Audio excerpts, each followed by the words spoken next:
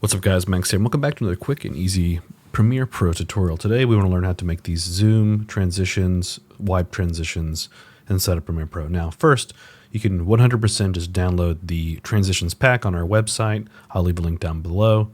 You can just comment pack down below and I will send it to you. And otherwise, I'm going to teach you how to make one of these. It is a very simple concept and you can make them all for yourself. If you do download the pack, it's very easy to install and then you have all the transitions ready to go. So you have your two clips you want to create a transition between. Really simple. So let's just do a new adjustment layer. Always going to need this. Doesn't matter what the size is. Cut it to here, so a short piece. Go to the middle between your two clips. Do 1, 2, 3, 4, 5. Left or right on your keyboard. Start the adjustment layer here. Go back to the middle of those two clips. 1, 2, 3, 4, 5. Right on your keyboard. And it's perfect. That's exactly where we want it.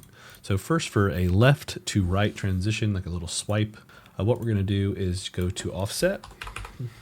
Just like so. We're going to keyframe the shift to center, move this to the beginning of our timeline. Let's go ahead and just move this to, I think it's negative 2050, and then move this to the end of this right here. So move this here, move that to there, and line it up. Now we need to work on our blur. Let's do directional blur. Drop it onto here. Let's keyframe the blur length, go down to here. Do another keyframe, go down to here at the end of our thing. Let's type in 180. It's going to get vertical. We need to make it 90 degrees. And as you see, it kind of blurs as it moves.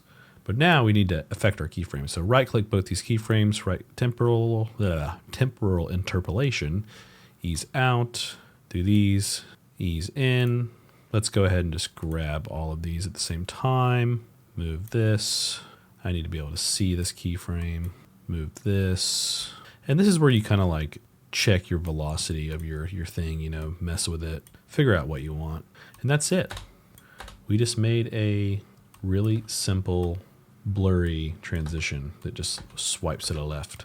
From here, you could probably just like increase like the blur length, and yeah, it looks pretty nice that way. I like it. Now, once again, if you'd like a download to our pack, it's just Filament Transitions here. It'll show up in your effect controls. Bottom left, bottom right, all those. Really easy. You just apply them and it's done. And there's a tutorial on how to use these as well.